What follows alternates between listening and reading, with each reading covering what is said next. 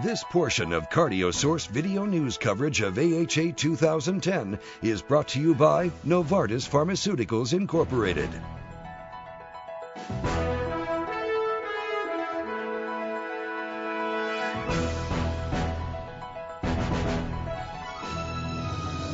In the windy city of Chicago, thousands are making their way to the McCormick Place Convention Center to kick off the American Heart Association Scientific Sessions 2010.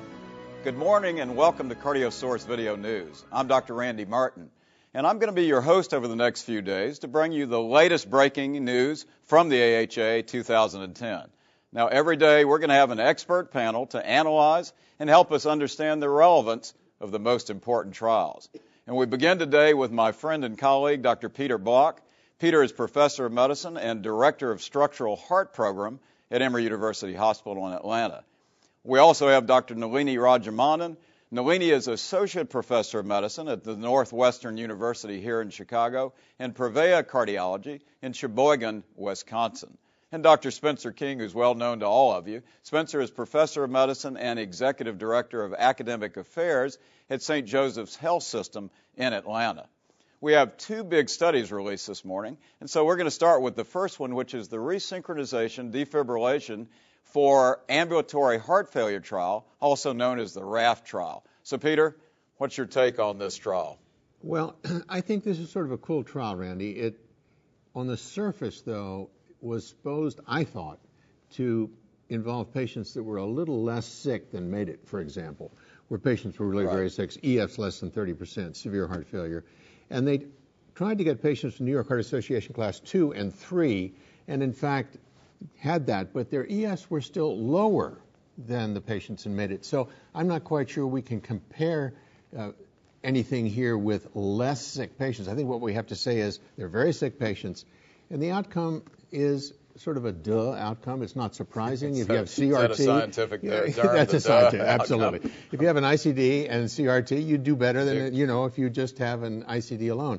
But I think it's an interesting trial, an important trial, because in fact it is a positive one. Right. And that's the bottom line here. Patients do better. Nalini, the MADE-IT CRT, they didn't show any survival benefit. Is that correct? That's correct, but the RAFT trial had a longer follow-up period, so they're able to show that if they take the study out longer, that the patients did have an improvement in all-cause mortality. So that's an important finding which hasn't been shown in the previous. Yep. Spence, what's your take? Well, Peter, the patients were class 2 and 3, but they abandoned the class 3 as time went on because they already had evidence with non-defibrillator patients that class 3 were benefited by resynchronization. So I'm a little more positive on it. I think a 7% reduction in all-cause mortality and rehospitalization of heart failure is really a positive thing. So I don't know. I'm impressed. Well, let me ask about all-cause mortality, because I think it's an interesting point. Right. What does that really mean? It's not cardiac mortality. I mean, does that mean with patients who have an ICD and a CRT in place can run faster so they don't get shot in a holdup? Or, I mean, what does that really mean, all-cause mortality? Well, they could run faster. They were better. I don't know how many were caught in a holdup, but I think a lot of this was cardiac mortality, but I don't know the cardiac mortality. It would have been nice if they had broken that out. Nice, yeah. Spencer, what do you think this means for practice? I mean, is this going to change practice? I think resynchronization, in my limited experience with patients who have heart failure, is quite impressive in many of them. It's unpredictable symptomatically sometimes. But when it is beneficial, it's dramatically beneficial. And the techniques of resynchronization, I think, are going to improve too. Things like 3D ultrasound and guidance of how you make the ventricle contract the way you want it to is quite interesting. In the new healthcare environment we all live in, keeping patients out of the hospital is very important. So, as I understand it, they did have some early initial hospipalizations for device-related events. Is that right? Is that a big deal or not a big deal? Well, I think there's two issues. Number one, the device-related events are greater in the group that got both devices. Right. That's what I meant. That number one, that's an issue. And the number two is, to Spencer's point, this costs a lot of money if you're going to double up on everybody. And in fact, if you are going to move to less sick patients, which candidly I think makes sense, then we need to figure out whether or not the cost analysis here is going to be worthwhile. I think they're going to do that in this trial ultimately. That's great. Well, we can, you know what, we'll come back to this, but we're gonna take a break, and we'll be back in a minute with more analysis.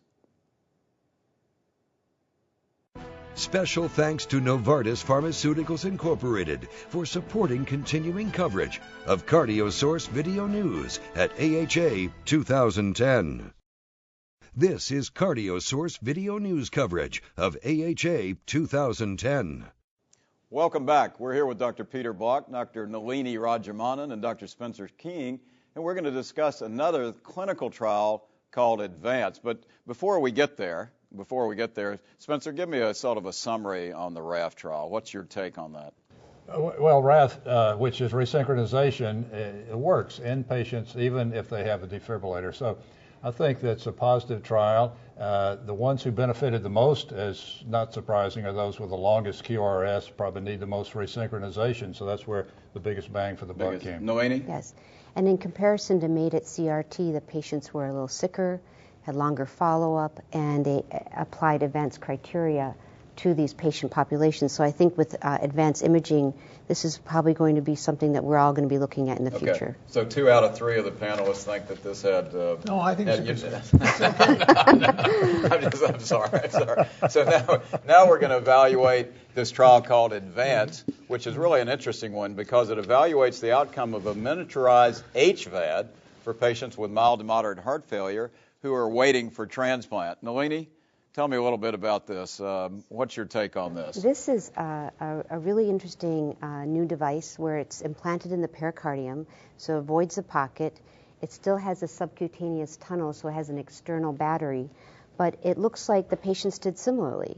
So that's exciting because it's the first time using this type of device, and it's going to have less maybe morbidity over time. Peter, I called it an HVAD. What is it? I was going to say an HVAD is really an LVAD. They call it an HVAD because it's all intracardiac or heart VAD, and I think that's really sort of cool because it's a small device, and that's the main step forward here. It's a non-inferiority trial. It is no worse than the other devices that are out there, and I think we're going to be seeing a lot more of this since it's smaller and easy to put into the pericardium. Spencer, we are going to be seeing a lot of these devices. I mean, being able to sit in the pericardium with not a lot of morbidity is interesting.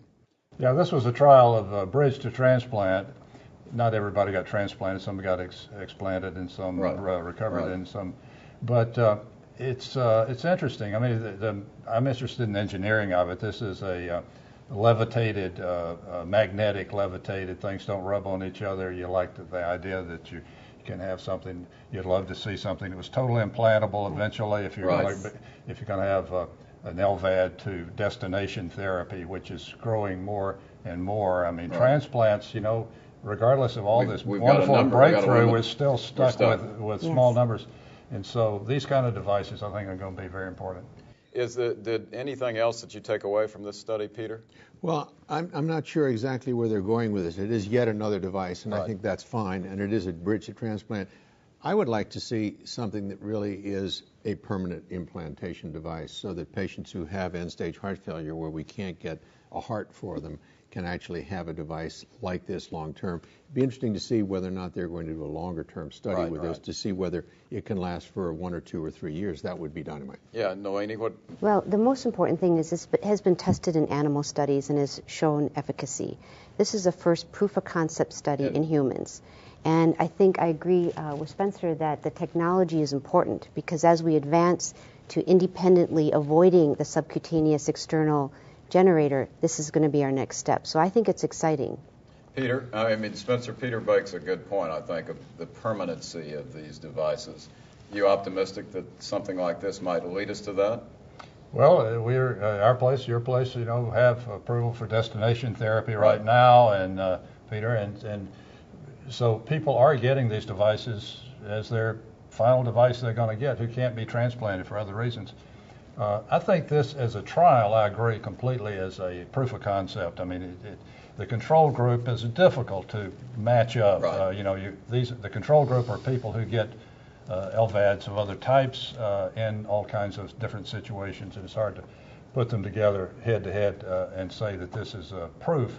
But the fact that this is non-inferior is good, and it worked, and I think there are going to be many devices like that, and ultimately, Peter, I think you're right that permanently implantable without any external strings attached would be the best. The good news here is that they apparently have very small wires that come out of this device, transcutaneous, right. And the smaller the wire, the less chance of infection and other badness that can happen. So that's all good news. Right. Final take. And I think in 2010, these are the type of studies that we want to be seeing coming out, how we're going to advance the life of these really sick patients. Absolutely. With limited transplant options, and I think this is really our future. Good. I mean, it's tremendous advance technically when you think about being able to burrow. I mean, we wouldn't have thought this 20 years ago, putting something in the pericardium, and I mean, I think it's tremendous. And we invite you to check back with cardiosource.org throughout the day as these scientific sessions get rolling. We're going to have one-on-one interviews with the principal investigators, as well as more discussion on how this information is going to impact your practices. I'm Dr. Randy Martin, and thank you for joining us.